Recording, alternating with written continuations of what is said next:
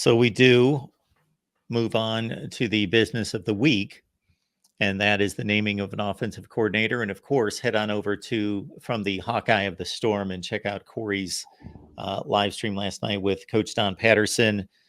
Complete breakdown there. We will continue the discussion here. At one point, Kevin Johns and Tim Lester were considered those serious candidates that it came down to. Just on the surface, I posted a video last week, and I did not get an opportunity to then extend that analysis to Tim Lester's career, but I cut a video on Kevin Johns, so I at least looked at his work, and at that point hadn't done the deep dive on Tim Lester. Certainly, you knowing the Hawkeye offense much better than I, and then also having researched these candidates and then having the long conversation with Don Patterson, certainly have some perspective on the Tim Lester hire. Absolutely. I admitted on the show last night that there was a lot of information, a lot of reports, information from people that are usually very much in the know, and mixed reports. I was initially, I'll just run through this real quick. I was initially told on Friday night, late Friday night, that the expectation was that Kevin Johns was going to be the offensive coordinator, that Saturday was going to be a day for negotiating. Saturday came and went, and on Sunday, we started to catch wind that perhaps this wouldn't be the call, and it sounds like Tom Kakert, HawkeyeReport.com, we had him on last night. He later informed me that he had been hearing the whole time that Tim Lester was the guy. I can tell you that I know of a couple different players that have commented that Kevin Johns did tour the facility, met with some players, met with the coaches, and they did not, those specific players that I heard from had not spoken with Tim Lester, had not seen Tim Lester. So that's kind of the background as far as it sounded like, and I even posted this to some of our premium subs over the weekend, it sounded like Kevin Johns was the guy. But based on some feedback we've gotten from Tom Kakert and Brad Heinrichs, that's not the case. That Tim Lester had been the odds-on favorite for a few days. So again, mixed messaging out there, but that's the latest. And like I said to Tom last night, I defer back to Tom because he is an insider. I try to get information when I can, but this was information that came to me, was volunteered to me by someone I trust, who's been right a lot. And anyways, it doesn't really matter what happened because Lester is the guy. Iowa hasn't announced it formally yet. We don't have a salary yet. But I would anticipate we're going to get an announcement here in the next few days. And when that comes down, I would anticipate we maybe get a press conference. Tom Kakert had brought up the possibility that maybe Iowa is waiting until signing day because they're not going to have anything to talk about on signing day during a press conference, so to speak, because they don't have anybody that's going to be signing, but maybe use that as an opportunity to hire Lester. Obviously, they wanted this leaked. Like, there were different things out there, but this has been leaked by a number of large national outlets that Lester is the guy, so we can trust that. I can tell you, if you missed the show with Don Patterson last night, he provides some great insight. Because my first reaction Sunday, I'll be quite frank, my first reaction Sunday was, I don't know, man. I look at the resume and I'm like, Syracuse wasn't very good when he was the OC there. It's his only Power 5 coordinating experience. Western Michigan had good years, but then they had a horrific year before he got fired. And then he's been an analyst at Green Bay. But if you get some context, and I'm not going to run through all that right now, but if you go back to that show last night, listen to Don Patterson. Don coached with Scott Schaefer, who ended up being the head coach at Syracuse. So he knows Scott really well, had a conversation with Scott. Don's talked to multiple people that know Tim Lester, and the reviews of Tim Lester have been basically balanced and a consensus. They've said he is a wonderful coach. He is a heck of a coach, etc. And they're excited about the hire. So that gives me, and I hope that gives fans, reason for optimism. And you can remain skeptical. Like, you're not a traitor to Hawkeye Nation if you remain skeptical about Kirk's ability to evaluate offensive coaches. All right. And I know some people that are upset because we asked Tom Kakert last night about who he thinks will be the next wide receivers coach. His answer was John Budmeyer. That don't make me very happy. That doesn't make Don Patterson very happy. Don went on the record and said, yeah, I don't think that's a great idea. John's never coached wide receivers. Now, he was a quarterback, has coached offense, has called plays before. He called plays for a year at Colorado, but he didn't play wide receivers, never coached wide receiver. Why can't they go after a guy who has played the position and who has coached the position? I don't have an answer for that other than what Tom has said, that it sounds like Kirk is really comfortable with John Budmeyer. I think there's got to be a balance there, right? Kirk is the guy in charge. I get that, but there should be a balance between, comfortability, but also resume. So based on what I've heard from Don Patterson, Scott Schaefer, it sounds like there's a good chance they struck that chord with Tim Lester. But we have not gotten an official announcement about either. But we've not really even gotten anything official on John Budmeyer about what his role is going to be moving forward. I really hope it's not as wide receivers coach, because that is a position Iowa desperately needs improvement. But it is what it is. Yeah, it's one of the worst units in the Big Ten at wide receiver. And I just don't know why you wouldn't want to go out there and do your best to find somebody who could really galvanize the room, teach these guys better technique, and develop these wide receivers, work with what you've got, then also have a bit of a resume to go out there and be able to pull some better players out of the high school ranks. Yeah, Tim Lester's metrics here offensively are pretty darn good. So he took over, of course, for PJ Fleck. And so he certainly didn't carry through on the wins and losses, but he's not being hired as a head coach.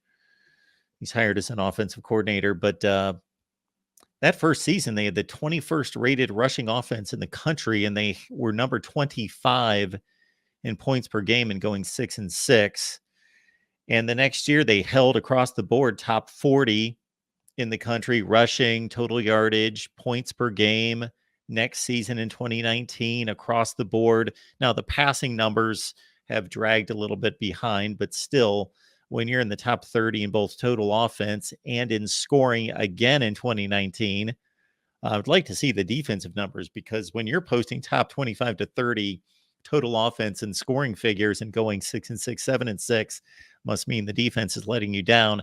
The COVID year, they only played 6 games, but finished ninth in the country in scoring at 41.7 points per game. 2021, another top 35 finish in points per game. They were 12th in the country in total offense in 2021. Wow. That's according to the chart that I'm looking at here. I'm going to double check that one. And then the final season there in 2022, they bottomed out at bottom 15 in the country in scoring and bottom 10 in total offense. Although they only won 1 or 2 less games at 5-7 than what they were producing before that. But again, if you go back and again, I don't have it all in front of me. I have not had time to do my due diligence on this hire as of yet. I want to do my own research in addition to what Don Patterson and Tom were able to provide last night. But the context for the bad record at Syracuse, where they went 5-14 with him on staff, and the poor finish to his tenure at Western Michigan have to be put into context. I don't remember if it was Syracuse or if it was Western Michigan, where he was down to like his 5th string quarterback or something insane. He had been just ransacked at the quarterback position. Anyways, context is important. And I have heard nothing but good things about his character, about who he is as a person. Sounds like he can recruit. They've had some success with some wide receivers at Western Michigan under his guidance. I don't know where I'd rate this hire yet. I mean, I'm certainly not going to rate it right now, because I have to do my own research before I'm even close to coming to that conclusion. But I feel a lot better than I did 2 days ago, because I'm like a lot of the fans out there. I looked at Kevin John's resume and got pretty excited. And for the record, I don't think Kevin Johns would have been a bad choice either. Now, I was not there in the interview process. It doesn't scare me away, the fact that Mike Elko didn't bring him to Texas A&M with him. But the fact of the matter is, Kirk went with Lester, and the Packer offense, he got a year with Matt LaFleur.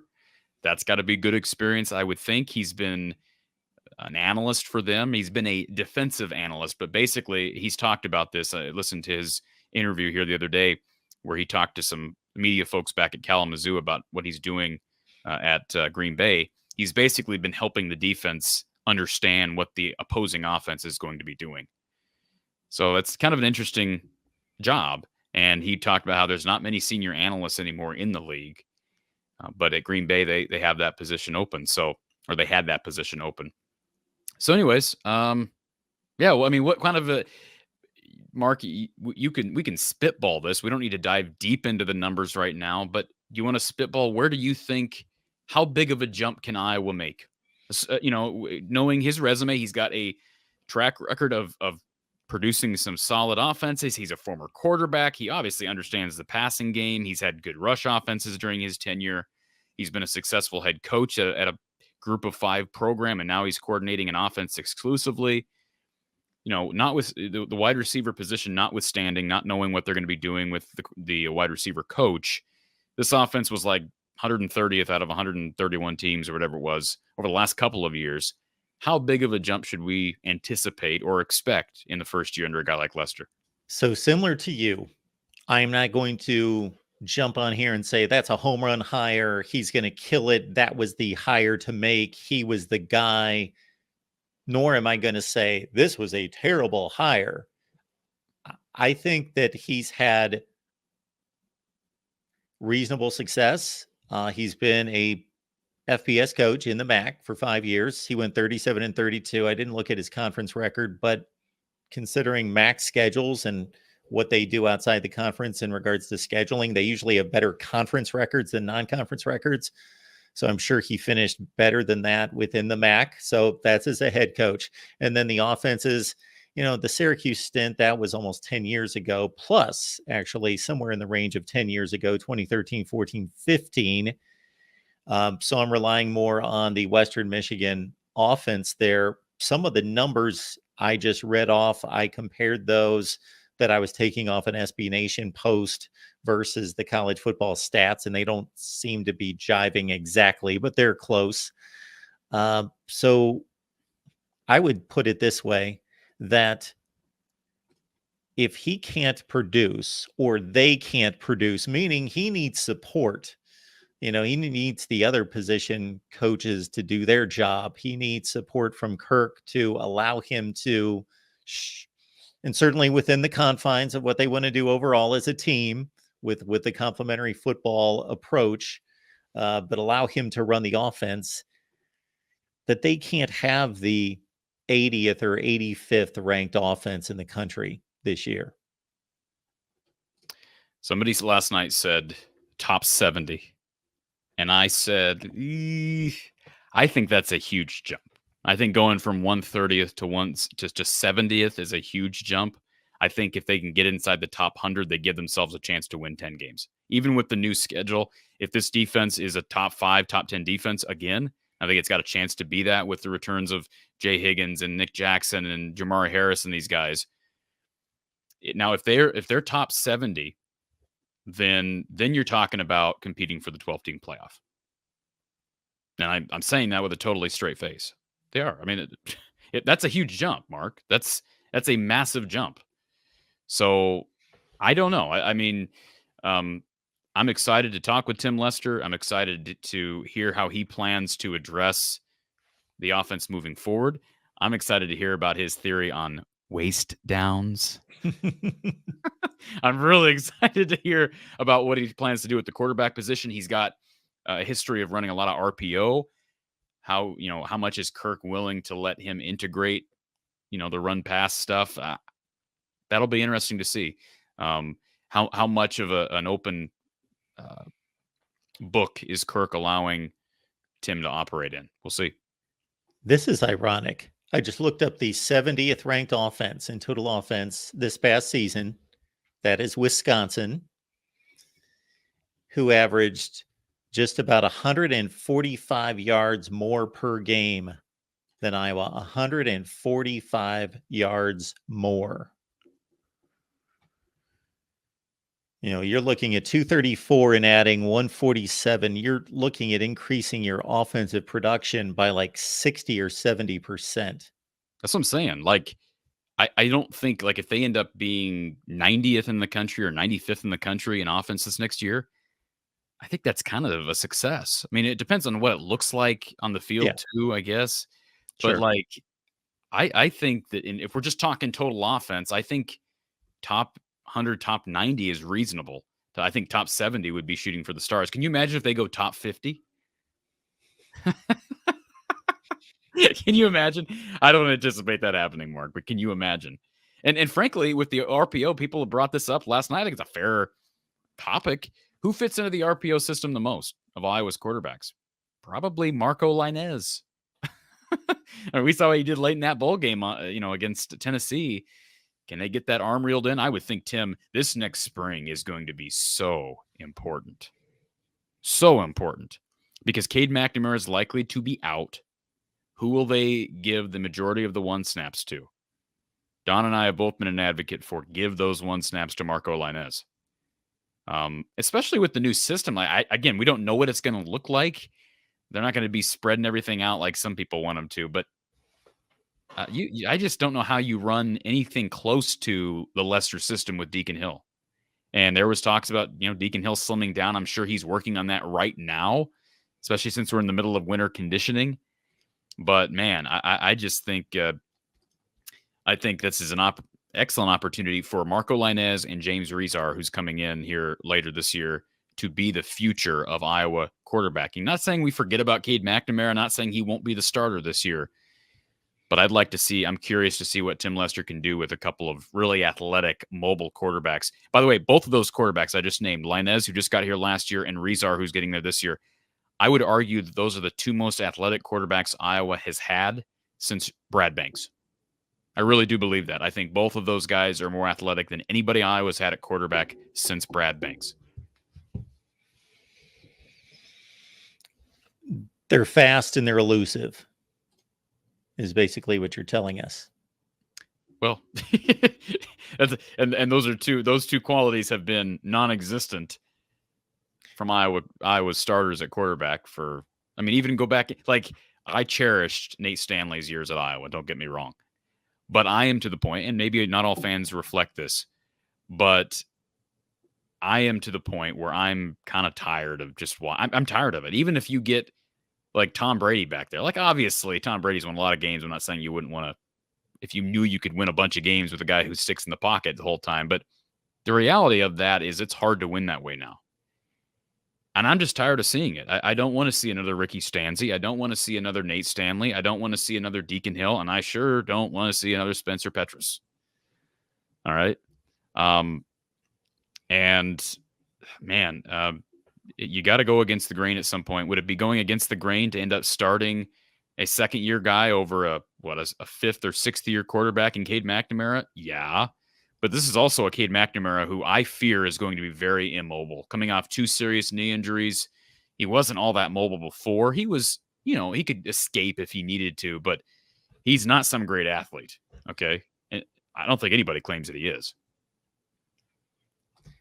This is what happens all the time. This is what happens basically every Tuesday is we get into these conversations. And then I think of all these off-season kind of topics that I want us to dig in. And I'm going to start to keep a list, and I'm going to shoot some topics to you during the week and say, do you want to hit this one? Do you want to hit this one? And the last one that I just thought of when you started naming all those names, ranking Iowa's quarterbacks during the Kirk Ferentz era. Ooh, Can we do that one next week? Can we do that next week? Yeah, let's do it next week. I'll work on that this week. That's a great idea. I will as well. I will bring something to the table. Now, if they would raise the points production from where they sat last year at next to last in the nation, just over 15 points per game, to number 70, they would be sitting with UCLA at 26.5. So that's another 11 points. I think they can do that. I said to Don made the comment. I asked him about points per game last night. Neither of us agree. Neither of us believe that is the perfect way to measure an offense. And believe me, I'm going to trust Don Patterson's knowledge as it relates to evaluating an offense. But if we're just talking points per game, I think what Brian was supposed to be shooting for this past year would be a pretty good mark to aspire to or for, and that's the 25 points per game. And where would that put them? You said 26 points per game would put them around 70. 26.5 was number 70. What would 25 even? Where would that rank? Where would that have ranked this year had they scored 25 points per game? 82. Bingo. There is my goal if I'm Iowa, and anything past that, I'm not saying that they're going to put that on the bulletin board or that's what Lester's going to be focusing in on. I think that'd be foolish, quite frankly, to be, the goals to be stats, but progress with this offense will be reflected with stats. That's the divide that we have. We got to stop acting like you evaluate an offensive coordinator by how many wins and losses the team has. That's not how this works. Okay. That's just such a tired narrative that was created to fit a particular situation that was dysfunctional. And yes, people that watch football, and you watch every play of every game. I watch just about all the Big Ten games, plus the Iowa State game. You start with the statistics. That's where you start. Sometimes I get criticized for leaning on the numbers too much. Well, that's where you start. They're typically accurate. Then you start to put things into context, the difficulty of the schedule, the flow of each game. If they're winning a game 20-0 with their defense or 20-3, they don't have to, sure, they're calling off the horses in the second half and not running an offense and not trying to move the chains and get first downs and score points. You take all of that into context. That's you have to be able to interpret the numbers. And what I think when you look at the total yardage figures, both offense and defense, and especially offense, I think if you take the very top and the very bottom, those are the most accurate, because there's not a team scoring 45 points in the game that's not a great offense, and they have all these other variables helping them score. The top end, where it's usually Ohio State and Oregon and LSU and all these, they're just great on offense. And the very bottom, they're just horrible on offense. That happens to be. Now, there's a lot of variation. And sure, if you just add on 5 points for any one of these teams that are in the middle section, it inflates or deflates your ranking considerably. And there's all sorts of factors involved there. How good your field goal kicker is, your punt coverage, your defensive course, the style of play, what kind of games you're in. Are you controlling the game? Are you behind all the time? Whatever.